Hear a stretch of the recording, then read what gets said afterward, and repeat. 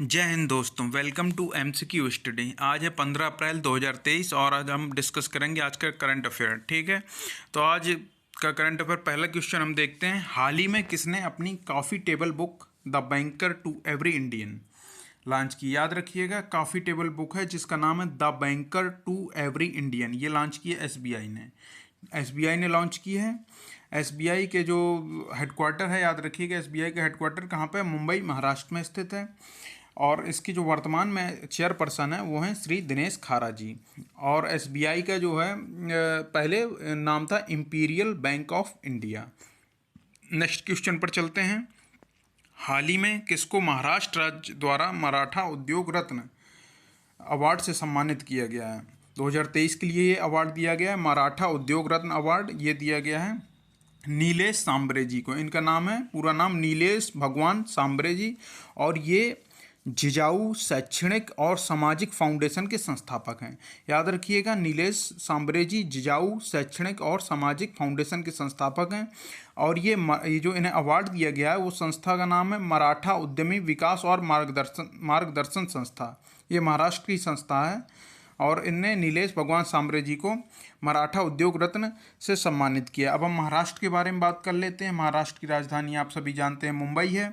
और वर्तमान में जो महाराष्ट्र के मुख्यमंत्री हैं वो हैं श्री एकनाथ शिंदे जी। और राज्यपाल के बारे में हम बात कर लेते हैं, तो महाराष्ट्र के जो राज्यपाल हैं वो हैं श्री रमेश बैस जी।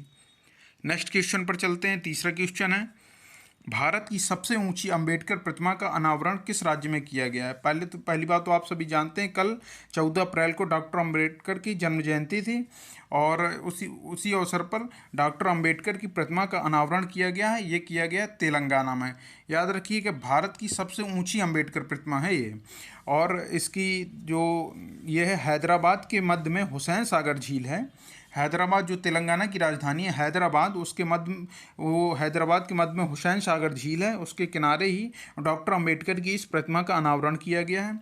वैसे जो ये प्रतिमा है मुख्य रूप से 125 फीट ऊंची है और इसमें 50 फीट का आधार भी है। टोटल ये 175 फीट की हो जाती है। अगर आधार के साथ जोड़ा जाए तो 175 फीट की है, क्योंकि 50 फीट का इसमें आधार है, गोलाकार आधार बनाया गया और 125 फीट की प्रतिमा है मूल रूप से।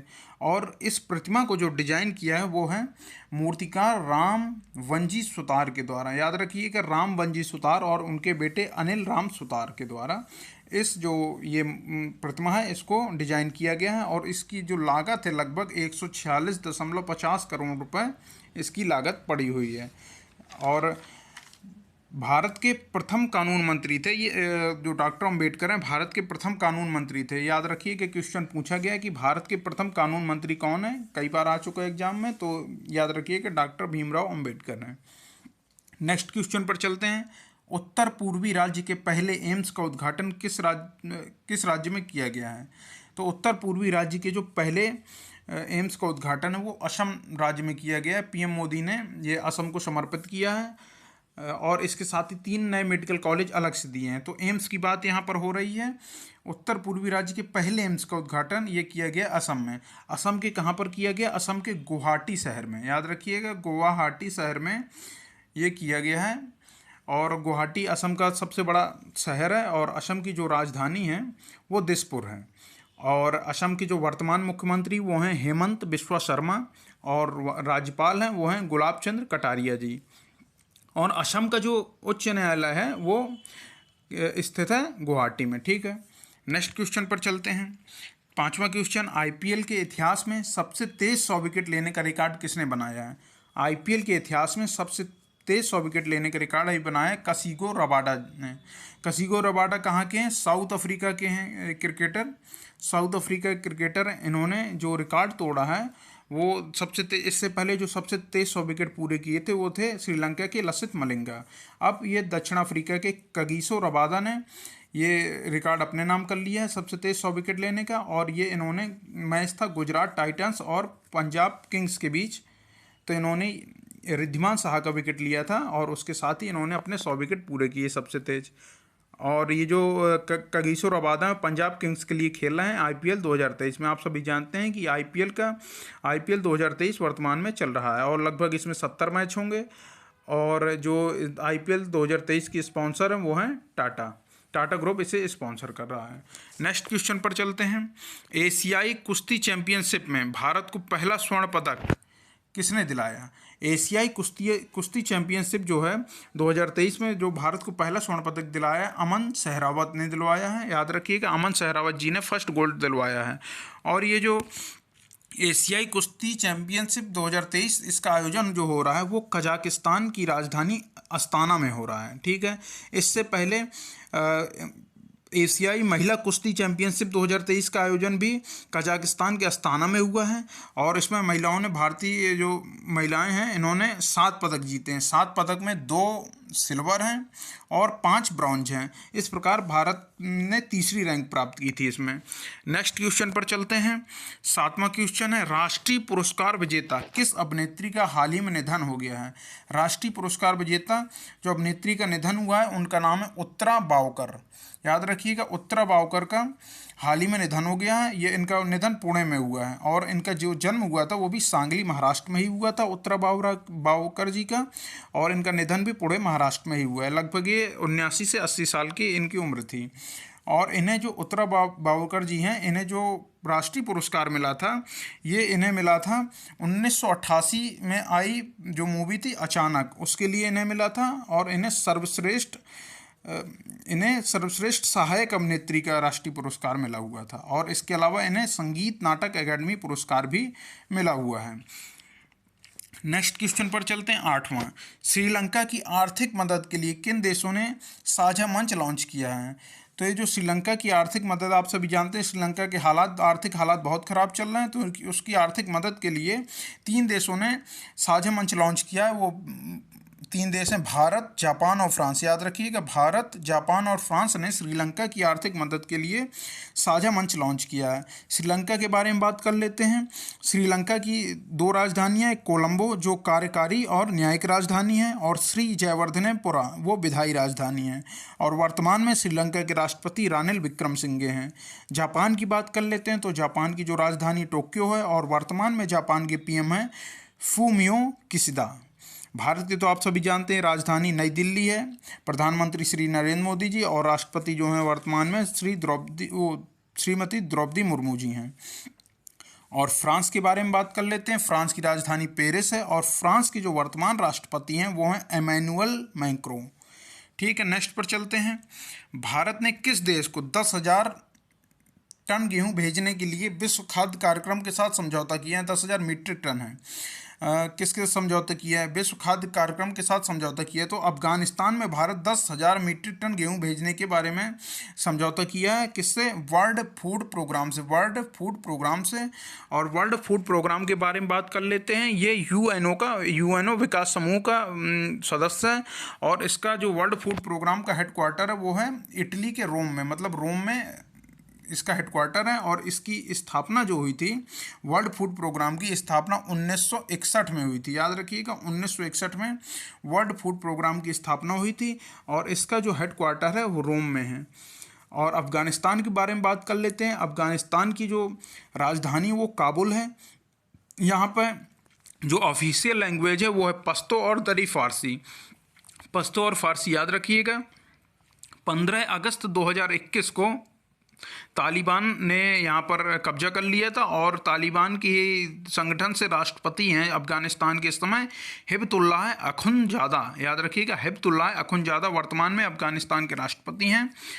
और भारत 10,000 मीट्रिक टन गेहूं भेजने के लिए विश्व खाद्य कार्यक्रम के साथ भारत ने समझौता किया है। नेक्स्ट क्वेश्चन पर चलते हैं। 10वां, भारत द्वारा किस देश में बनाए गए ब्रिज का उद्घाटन विदेश मंत्री S जयशंकर द्वारा किया गया? याद रखिएगा, ये मोजाम्बिक में भारत ने एक ब्रिज बनाया है, उसका उद्घाटन विदेश मंत्री S जयशंकर द्वारा किया गया। इस ब्रिज का नाम है बुली ब्रिज। याद रखिएगा, बुली ब्रिज नाम है इस ब्रिज का। और जो ये उद्घाटन किया है भारत के विदेश मंत्री ने किया है।